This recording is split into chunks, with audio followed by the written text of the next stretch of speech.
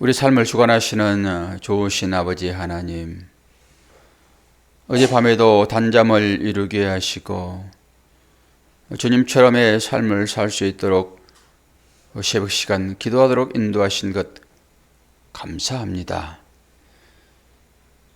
마지막 순간 어떤 모양으로 주 앞에 설 것인지 내 자신의 삶을 돌아보는 계기가 되게 도와주시고 오직 주님만을 의지하는 삶이 될 수 있도록 오늘 또 새벽 시간 은혜 허락해 주심으로 그 사랑과 그 은혜로 오늘 하루도 잘 살아낼 수 있도록 인도하여 주옵소서.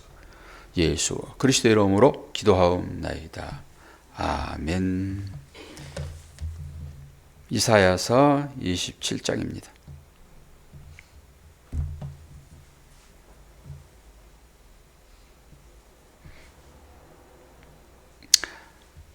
그날에 여호와께서 그의 견고하고 크고 강한 칼로 날랜 뱀 리오야단 곧 꼬불꼬불한 뱀 리오야단을 벌하시며 바다에 있는 용을 죽이시리라.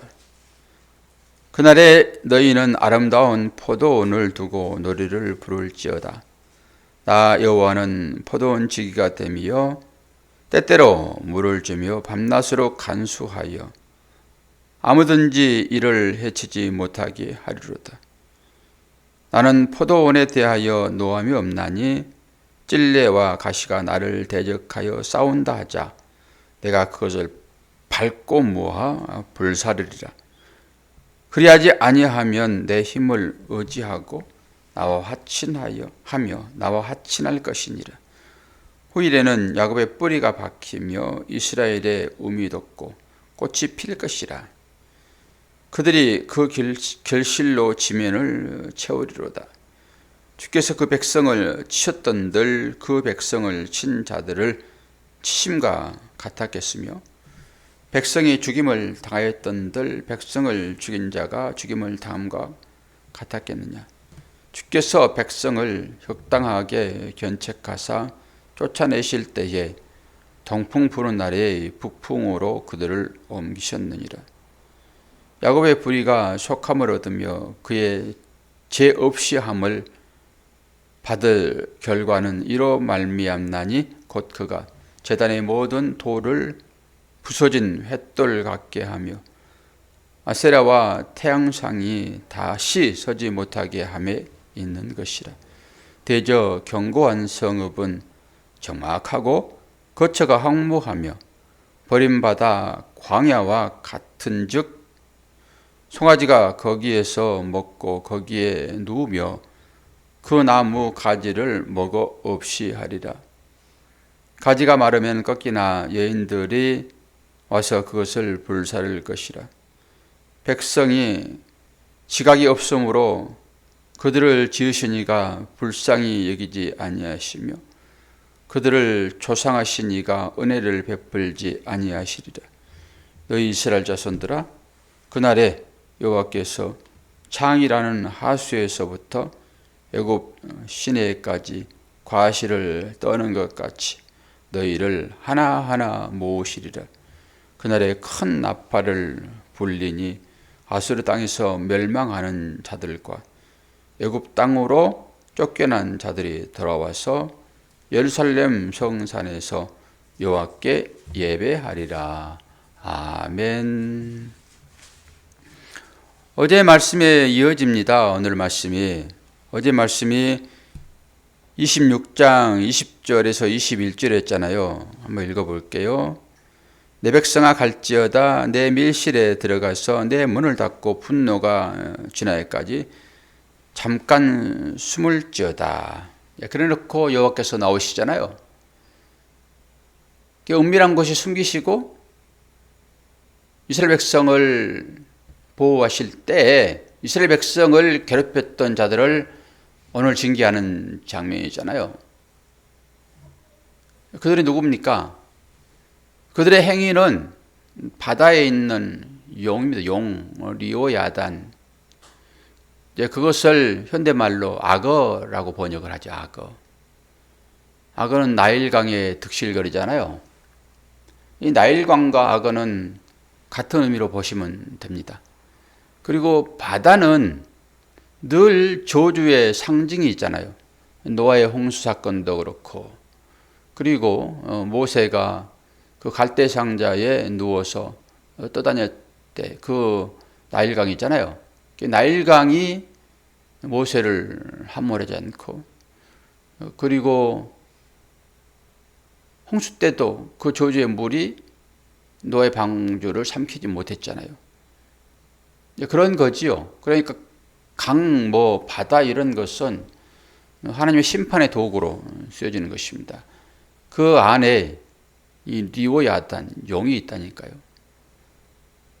그리고 또 땅속에도 용이 있습니다. 땅속에도.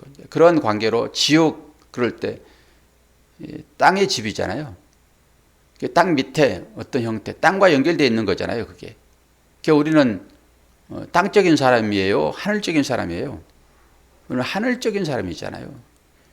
땅이라고 하는 것은 저주 받아버린 거예요.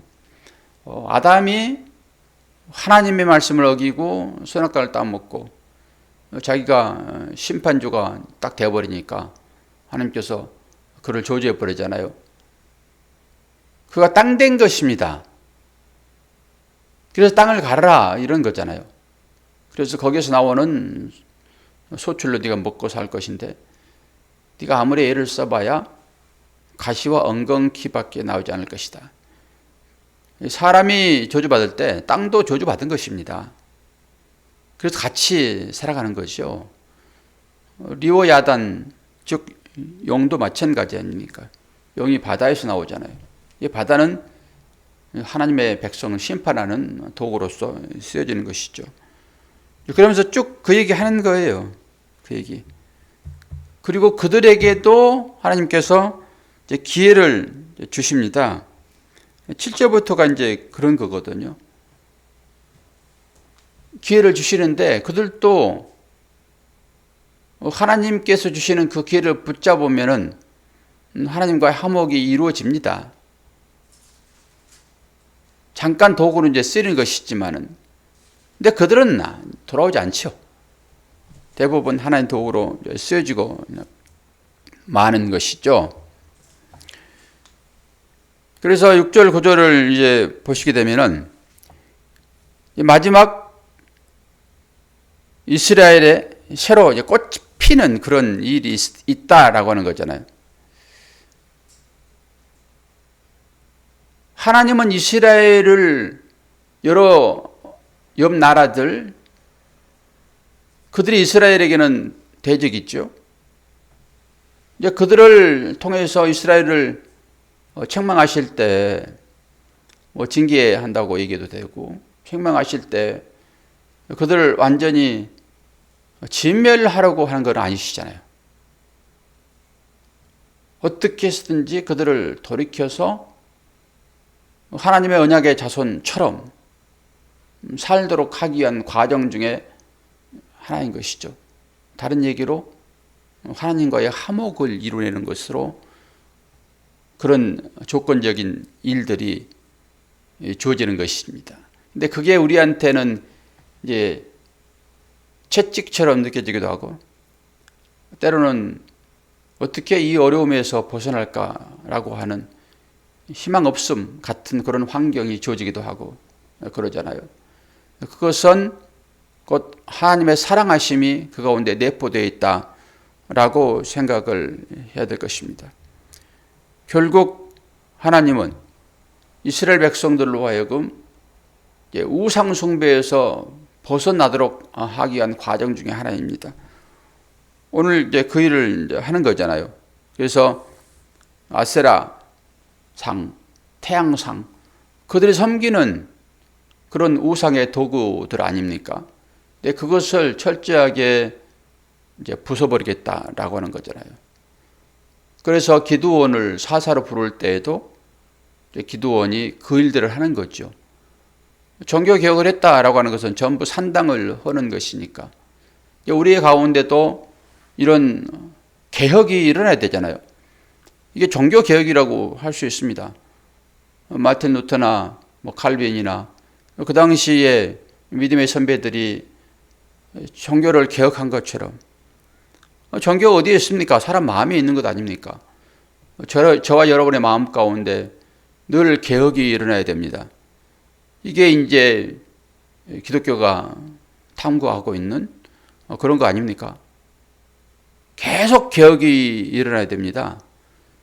이제 물이 고이면 썩는 것처럼 우리의 마음도 고이면 썩게 되어 있습니다. 다른 말로 이걸로 안주한다 이런 얘기를 하는 것이죠. 늘 새롭게 밭을 갈고 기경을 해야지 때가 되면 거기에 씨를 뿌리고 소출을 얻을 수 있는 농사꾼들의 그 일이 매일 일어나잖아요. 농사꾼들이 계속 씨만 뿌리고 그렇게 합니까? 매년 기경을 하잖아요. 매년.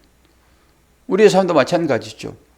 우리도 그냥 한번 믿음 가지면은 거기서 매년 똑같은 열매들이 나옵니까? 그러지 않잖아요. 갈아엎어야 됩니다. 이게 개혁이지 않습니까? 갈아엎어야 위에 있는 것이 밑으로 들어가고 밑에 있는 것도 위로 올라오고 이런 과정, 이게 쉽지 않지요. 갈아엎어야 되니까. 새롭게 해야 되는 거 아닙니까?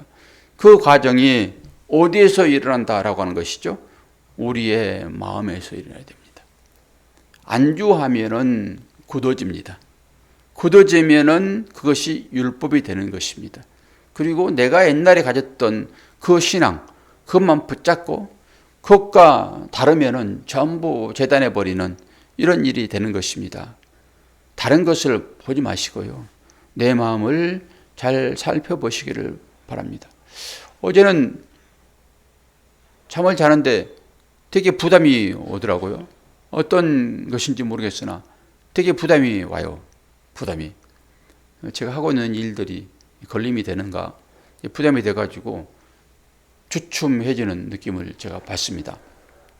오늘은 제가 이제 노예에 참석해야 되니까 이제 거기에 가서 잠깐 일손을 넣는 것이지만은 우리의 삶 가운데 또 늘 반복되는 일들이 있잖아요. 일상 가운데서. 그것이 우리에게 믿음으로 다가와야 되겠죠. 믿음으로 다가오지 않는 어떤 일들은 여러분 생각을 깊이 해봐야 됩니다. 아담을 생각해 볼 수 있잖아요. 아담이 하나님의 손에 이끌려 살게 되면은 별 문제 없습니다. 그런데 자기 마음대로 살고 싶다고 어린아이처럼 투정 부리고 그 하나님의 손을 뿌리침과 동시에 자기 힘으로 살아야 됩니다. 자기 힘으로 산다는 것은 뭐죠? 다른 사람을 억압한다는 것입니다. 다른 사람을 억압하지 않고 어떻게 내가 행복할 수 있습니까? 다른 사람이 가지고 있는 것을 내가 뺏어야 되는 거거든요. 어떤 방법이든 다 똑같습니다. 실제적입니다, 이게. 다른 사람들의 평화를 깨뜨려야지 내가 평화롭거든요. 이게 실제라니까요. 다 똑같이 평화할 수 없습니다. 돈을 갖는 것도 마찬가지예요. 그런 부분에 있어서 남은 것을 빼앗는다. 이 의미가 통하는 것이죠. 나의 즐거움, 나의 평화로움을 위하여 다른 사람들의 평화를 깨는 이런 일은 이제 우리 가운데 없어야 되는데, 이제 제가 그게 마음이 걸린 거예요. 자꾸 시끄럽게 하는 거거든요. 자꾸 시끄럽게.